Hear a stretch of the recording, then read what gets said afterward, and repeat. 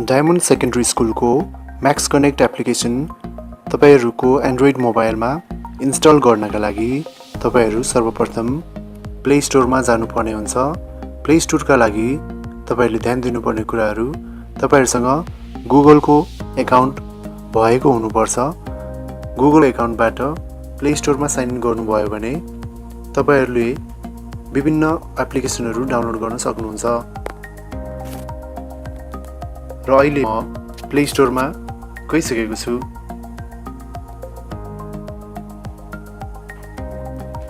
Play स्टोरमा तपाईहरूले Google play भन्ने यो सर्च बक्समा गएर तपाईले सिधा माथिपट्टि देख्न सक्नुहुन्छ। गुगल प्ले भन्ने यो सेक्सनमा तपाईहरूले एप्लिकेसनको नाम टाइप गर्नुपर्ने हुन्छ। डायमन्ड सेकेन्डरी स्कुल भनेर तपाईहरूले टाइप गर्नुहोस्। डायमन्ड सेकेन्डरी स्कुल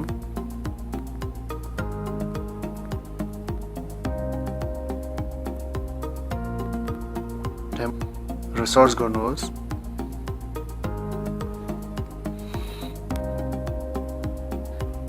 सर्चमा प्रेस गरे पछाडि डायमन्डको लोगो देखिएको म्याक्स कनेक्ट वर्ल्ड लेखेको यो एप्लिकेसनमा क्लिक गर्नुहोस्।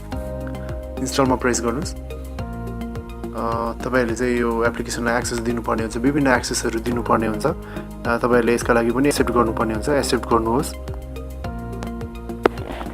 डाउनलोड हुँदैछ। तपाईहरूको इन्टरनेट स्पिडका आधारमा यो डाउनलोड हुनका लागि टाइम लाग्छ र डाउनलोड भइसके पछाडि इन्स्टलिङ भनेको छ। यहाँ यो एप्लिकेसन इन्स्टल हुँदैछ। भर्खरै मात्र एप्लिकेसन इन्स्टल भएको छ। अब तपाईहरूले डायमन्ड सेकेन्डरी स्कुलको एप्लिकेसन कसरी प्रयोग गर्ने भनेर देख्न सक्नुहुन्छ। यो एप्लिकेसन ओपन गरेर देखाउन गइरहेको छु। क्लिक गर्नुहोस् एप्लिकेसनमा। त्यस पछाडि यो ओपन हुन्छ। ओपन भए पछाडि तपाईहरूले यसरी साइन इन नगरिकन अथवा लगइन नगरिकन स्कुल पब्लिक नोटिस लगायतका केही सर्भिसहरू देख्न पाउनुहुन्छ।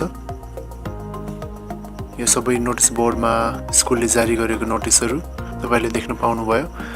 सँगै दाहिनेपट्टि रहेको लगइनमा प्रेस गर्नुभयो भने आफ्नो बाबु नानीहरूको डिटेल हेर्न पाउनुहुन्छ। त्यसको लागि तपाईहरूले चाहिँ स्टुडेन्टमा क्लिक गर्नुपर्ने हुन्छ। स्टुडेन्टमा क्लिक गरे पछाडि लगइन एज स्टुडेन्टमा क्लिक गर्नुहोस्।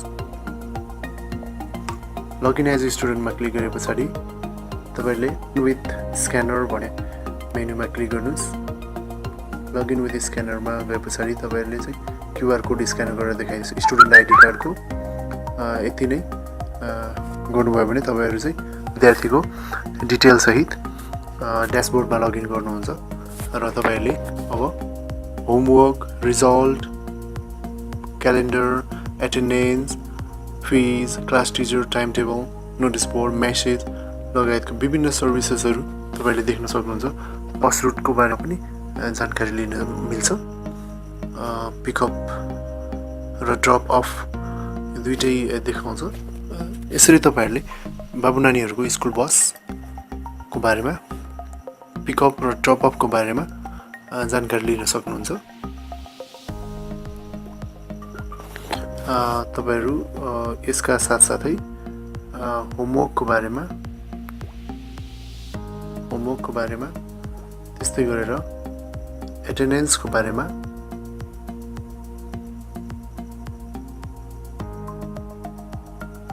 त्यस्तै गरेर क्लास टिचरको बारेमा, त्यस्तै गरेर मेसेज, स्कुलले दिएको message, notice board, time table जस्ता यी सबै कुराहरू चाहिँ तपाईहरूले देख्न सक्नुहुन्छ।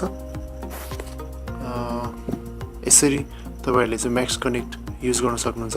यदि एकभन्दा बढी आफ्ना बाबु नानी भएको अवस्थामा तपाईहरूले एड चाइल्ड गर्नुपर्ने हुन्छ। तपाईहरू एड चाइल्डमा जाने बित्तिकै तपाईहरूलाई एड चाइल्ड भन्ने अप्सन यो टप राइटमा देखिएको छ र तपाईहरूले पुनः सोही प्रक्रिया दोहोऱ्याउनु पर्ने हुन्छ। यसमा क्युआर कोडमा क्लिक गर्नुहोस्। क्युआर कोडमा क्लिक गर्ने गरे पछाडि तपाईहरुले फेरि क्युआर कोड राख्नुपर्ने हुन्छ।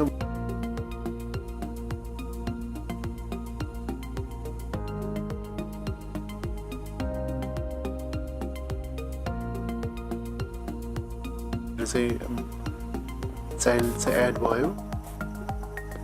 अहिले म ब्याक गर्छु र अब अभिभावकहरूले आफ्ना बाबु नानीहरूको बारेमा सम्पूर्ण जानकारीहरू लिनु मिल्छ, रिजल्ट पनि हेर्नु मिल्छ। तपाईहरूले आफ्नै मोबाइलबाट आफ्ना बाबु नानीहरूको बारेमा सम्पूर्ण डिटेलहरू प्राप्त गर्न सक्नुहुन्छ। त्यसैले आफ्नो मोबाइलमा म्याक्स कनेक्ट एप्लिकेसन डाउनलोड गरी इन्स्टल गर्नुहोला र प्रयोग गर्नुहोला। यदि तपाईहरूलाई यो एप्लिकेसन प्रयोग गर्दा कुनै समस्या भएको भए स्कुलमा सम्पर्क गर्नुहोला।